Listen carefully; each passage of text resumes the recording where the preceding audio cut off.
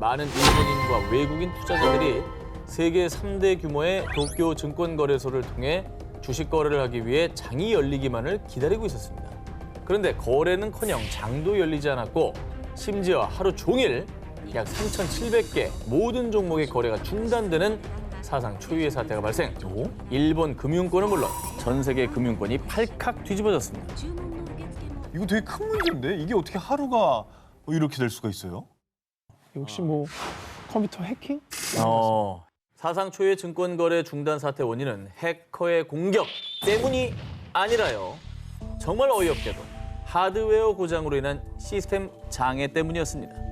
그렇게 큰 규모의 증권 거래소가 하드웨어, 그러니까 기계가 고장 나가지고 하루 종일 모든 거래 됐다고요? 일본 언론에 따르면 증시 개장 시간인 9시 전부터 시스템 장애로 주가 정보 등을 송신하는 데 문제가 발생. 심지어 백업 시스템도 먹통인 상황으로 결국 하루 종일 거래가 중단됐는데요.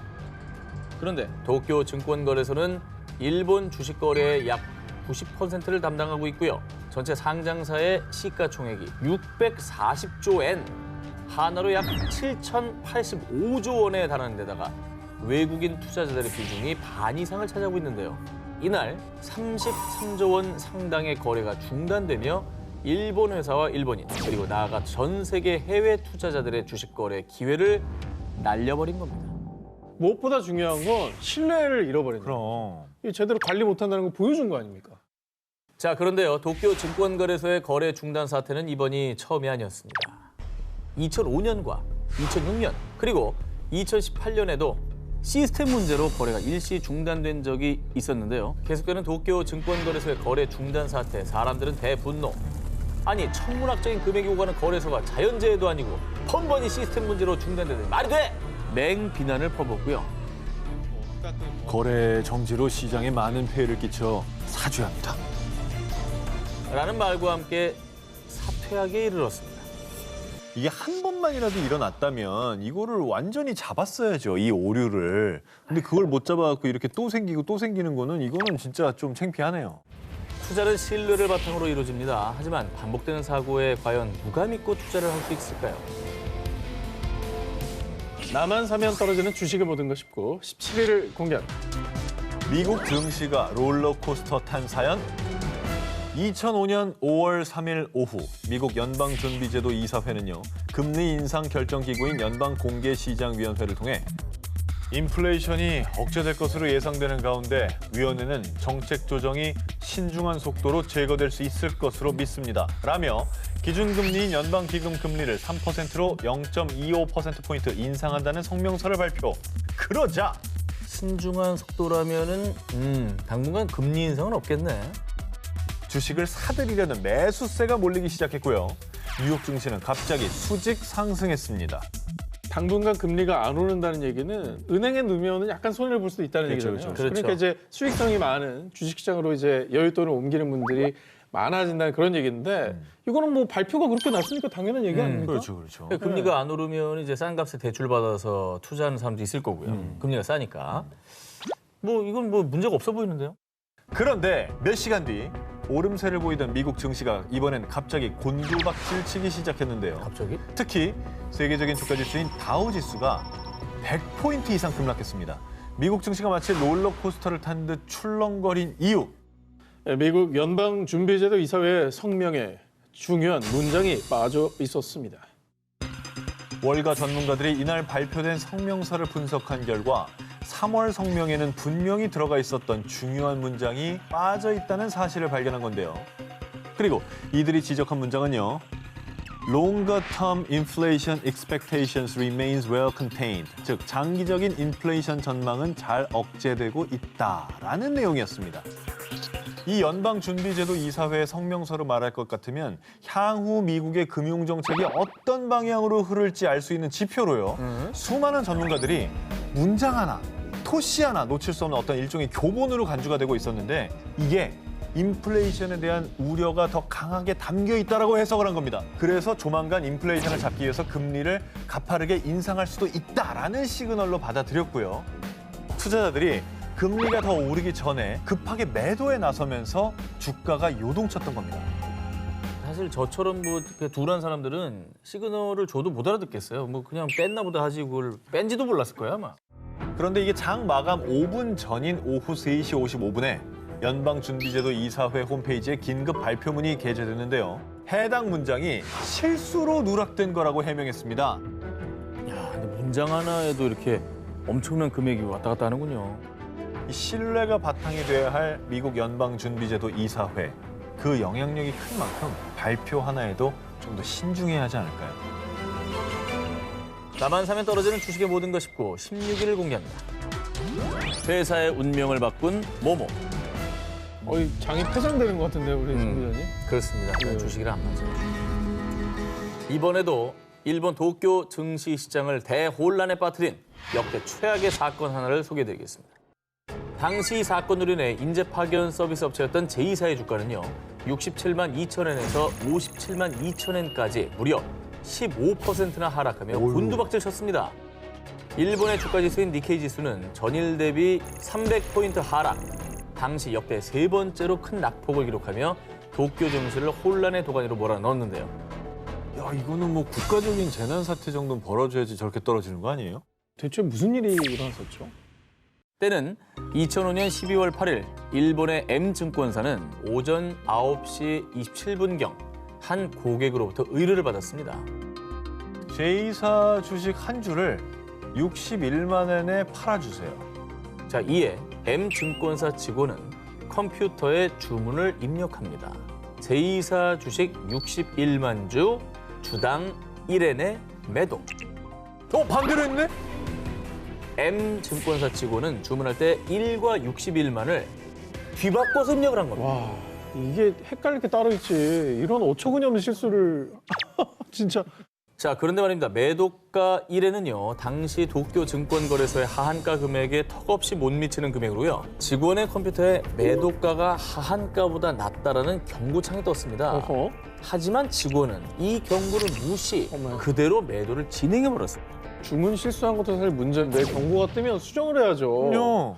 그 오류를 잡을 수 있는 기회를 준 거잖아. 이거를 자기가 걷어차버린 거네. 치명적인 주문 실수를 범하고 2분 뒤 M증권사는 뒤늦게 착오를 발견하고 주문을 취소하려고 했지만요. 엎친 데 덮친 격으로 당시 도쿄 증권거래소의 전산망 오류로 주문 취소 불가. 얘네 오류 왜 이리 많아? 그나마 불행 중 다행인 건 입력한 매도가인 1엔이 아니라 주문 하한가인 59만 엔의 거래가 이루어지긴 했다는 점입니다. 그래도 2만 엔 날라갔네. 자, 그런데 더 큰 문제는요. 제2사의 발행 주식은 14,500주뿐이라는 겁니다. 잘못 주문한 61만 주는 제2사 주식 총수의 42배를 초과한 규모입니다. 즉, 나머지는 모두 실체가 없는 가짜 주식이었던 겁니다. 이렇게 되면은 주식 시장이 완전 혼돈에 빠질 수밖에 없어요. 그러니까 네네. 가짜 주식을 산 사람도 피해를 입게 될 수밖에 없는 그런 그렇죠. 구조인 것 같거든요.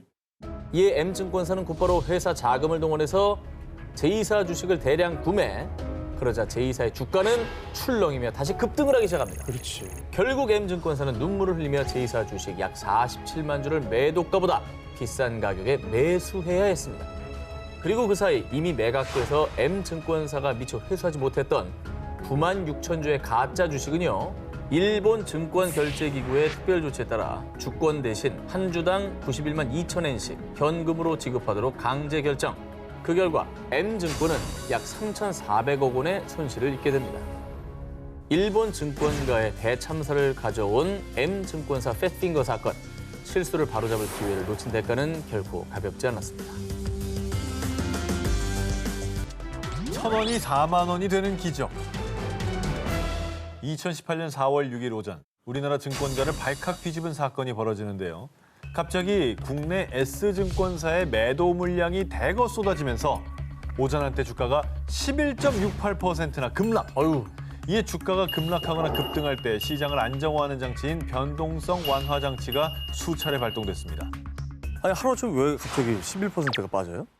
그런데 이 사건은 S증권사의 한 직원의 실수에서 시작됐습니다. 당시 S증권사는 우리 사주를 보유한 직원들에게 수익의 일정 금액인 연말 배당금을 지급했는데요. 그런데 한 직원이 배당금 대신에 주식을 입고했던 겁니다.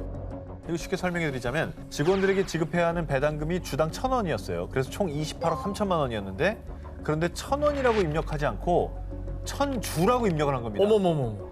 전일 종가가 39,800원, 약 4만 원이었으니까 그걸 기준으로 했을 때 약 112조 7천억 원 어치의 S사의 주식을 직원들에게 나눠서 입고를 한 겁니다. 일본 M증권사의 패핑거 사건하고 좀 비슷하네요, 느낌이. 갑자기 어마어마한 주식이 이렇게 본인의 계좌에 입고해서 갑자기 일하던 직원들도 엄청 당황했을 것 같긴 해요. 일명 주식 벼락을 맞은 S증권사의 직원들. 이 사실을 알게 된 일부 직원들은요. 사측의 잘못된 내용을 곧바로 전달한 게 아니라요. 이 유령 주식인 500만 주 이상을 매도합니다. 아이고. 그래서 당시 S증권사 주식이 자연스럽게 폭락한 겁니다. 그리고 일반 투자자들은 영문도 모른 채 그 피해를 고스란히 떠안아야 했습니다. 잘못된 걸 만약에 알았다면은 신고를 하면서 좀 시장의 피해를 막을 수 있지 않았을까 이런 아쉬움은 있습니다. 이후 S증권사에서는 직원들이 매도한 주식을 확보하는 과정에서 약 91억 원의 손해를 봤고요. 또 손해를 본 투자자들에게 배상하는 과정에서 약 3억 원을 지출해야 했는데요. 이에 주식을 매도한 직원들에게 약 94억 원의 손해배상을 요구. 그러나 해당 직원들은요. 시스템 오류인지 시험해 보려고 매도 주문을 넣었을 뿐 손해를 입히려는 고의는 없었습니다. 시험 삼아 했다라는 거는 500만 주라는 숫자 앞에서는 조금 이해가 되진 않는 것 같습니다. 이를 인지한 일부 직원들이 주식을 매도하지 않았더라면 사람들에게 이 사건이 지금과는 다르게 기억되지 않았을까요? 나만 사면 떨어지는 주식의 모든 것 19, 13위를 공개합니다. 워렌 버핏을 뛰어넘을 투자 귀재. 미국의 5대 갑부라 칭하며 주식 투자의 귀재로 불리는 전설, 바로 워런 버핏인데요. 그런데 2010년 러시아의 워런 버핏이라 불리며 증권가를 뒤흔든 또 다른 투자의 귀재가 나타났습니다. 워렌 버핏에 비유될 정도면은 상당한 고수인 것 같은데요? 바로 5살 침팬지 루샤입니다. 민망하다. 침팬지가 나보다 잘 알고 있다는 게 말이 됩니까? 이게 자존심 상해요? 예, 나 어떻게 하는지 몰라요, 주식. 어떻게 된 자, 거야? 한번 보겠습니다. 어떻게 했는지. 러시아 모스크바의 서커스 무대에 오르던 침팬지 루샤는요. 조련사들이 만든 주식 투자 실험에 참여하게 된 겁니다. 조련사가 주식 30개의 종목을 주사위처럼 큐브로 만들고 루샤에게 고르게 한 겁니다. 그러자 루샤는 30개의 주식 종목 중에서 금융, 자동차, 광물주 등 8개의 주식을 선택. 국유기업과 사유기업에 분산 투자하는 모습까지 보여줬고요. 어머, 침팬지가요? 그런데 정말 놀랍게도 루샤가 고른 주식이 1년 사이에 투자 수익률 300% 상승을 기록합니다. 아휴. 전문 지식을 가진 펀드 매니저들보다 94%나 높은 수익률을 기록했다고 합니다. 워렌 버핏이 긴장하겠는데요. 이게 끝이 아닙니다. 특히 루샤가 선택했던 금융 관련 주식은요. 이미 이 황금손 루샤의 초이스를 받자마자 자그마치 600% 급등. 이에 러시아 현지인들은 전문 펀드 매니저를 고용하느니 루샤에게 바나나 주고 의뢰하겠다라며 당장 루샤에게 주식 투자를 부탁하고 싶다는 재밌는 반응을 보이기도 했습니다. 나만 사면 떨어지는 주식의 모든 것 19, 12위 공개합니다. 숨은 이것을 찾아드립니다. 여러분, 제가 특별히 여러분들에게만 돈을 벌 수 있는 탑시크릿 정보를 알려드리겠습니다. 이건 여러분들과 저만 알아야 돼요. 전형적인 사기꾼 멘트죠. 절대 저런 말 믿으면 안 돼요. 들으시면 완전 나한테 전화번호 물어볼 거예요. 이제. 저러는 볼게요. 제가 취재해온 이 정보 덕분에 실제로 돈을 번 사람들이 있습니다. 아이 덕분에 갑자기 2억 원을 벌게 됐구만 그래. 통장에 1억 원이 들어왔어. 2012년 9월 70대 남성 A씨와 지난해 10월 또 다른 70대 B씨가 돈을 번 특급 비법. 주가가 급격히 오르는 떡상. 요즘 화제가 되고 있는 따상. 다 아니고요. 네. 바로 한국예탁결제원의 휴면증권투자 재산찾기 서비스입니다. 거 봐, 필기할 거라고 내가 얘기했지? 휴먼 아니야. 휴먼 아니고 휴면. 휴면증권투자 재산찾기 서비스는요. 예전에 주식을 샀는데 잊고 있었던 분들, 주식 양도받은 사실을 몰랐거나 잊은 분들, 또 주식을 투자한 회사로부터 배당금을 받았는데 이 사실을 모르고 있던 분들을 위해 매년 휴면 증권 투자 재산 찾기 캠페인을 벌이고 있습니다. 앞서 사연 속 A씨는 약 30년 전 한 주당 5천 원이었던 주식 468주, 그러니까 약 230만 원을 퇴직금 대신 받았던 것을 잊고 살다가 이 캠페인을 통해 무려 86배가 오른 금액인 2억 원을 수령. 야, 와, 초장기 투자네. 그렇죠. 그리고 B씨 역시 30년 전 지인의 권유로 샀다가 부진한 실적에 실망해 잊고 있던 주식이 약 1억 원 상당이 되어 돌아온 겁니다. 세상에 세상에. 이게 얼마나 횡재예요, 사실. 복덩이가 돼서 이 오래된 주식이 돌아온 거잖아요. 이게 정말 제대로 의도치 않은 장기 투자를 하셨던 건데 효자지 효자. 많은 분들이 이런 혜택을 좀 보셨을 것 같은데요. 그럼요. 그래서 예탁원에 따르면 지난해 2월까지 총 9천억 원 상당의 증권 자산을 주주들에게 찾아줬고요. 야, 좋다. 그리고 아직까지도 약 664억 원가량의 주식이 주인을 기다리고 있다고 합니다. 어머나. 우리 엄마 아빠한테 얘기해봐야 되겠다, 이거. 아니 근데 이거는 시청자분들도 다들 이거 많이 그래. 공유하세요 이 정보는. 나중에 심장 떨려요, 안 떨려요? 아 진짜 터져 나갈 것 같아. 자, 그러면 이 숨은 내 돈, 내 주식은 어떻게 확인하느냐? 예탁원 홈페이지를 통해 조회 가능하다고 하니까요. 혹시 나도? 싶으신 분들은 한번 조회해보시면 되겠습니다. 오늘의 교훈, 잊은 주식도 다시 보자. 잠들어 있는 소중한 내 돈을 찾아주는 주식 찾기 서비스였습니다. 미국을 뒤흔든 모모 스캔들. 2001년 12월 당시 미국 7대 기업이자 미 경제지가 선정한 미국의 혁신적인 기업이었던 최대 에너지 그룹 엔론. 그런데 더 이상 버티는 것은 무리군요. 우리 엔론은 파산을 신청합니다. 엔론의 파산 신청으로 전 세계 금융권이 발칵 뒤집혔는데요. 난리 났죠, 정말. 유망 기업이었던 엔론이 순식간에 파산한 이유.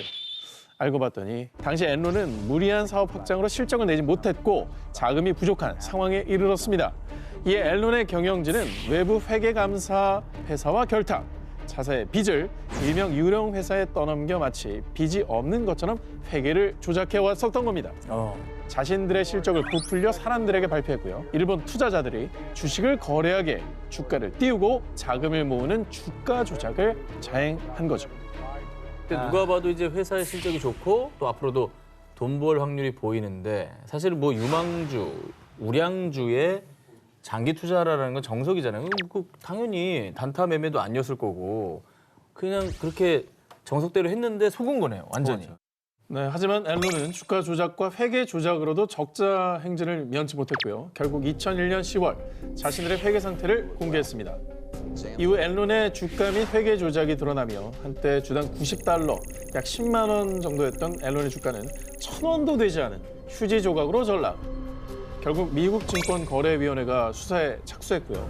엔론의 분식 회계 규모는 한화 약 1조 5천억 원. 엔론의 부채는 밝혀진 금액만 약 14조 원으로 드러났습니다.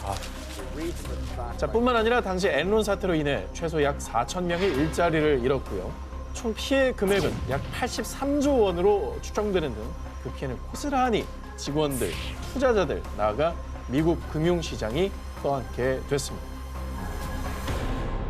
미국 경제를 뒤흔든 이 엔론 사태는 2002년 기업 회계의 투명성을 강화하고 강력한 법적 제재를 가하는 사베인스 옥슬리법 제정으로 이어졌습니다.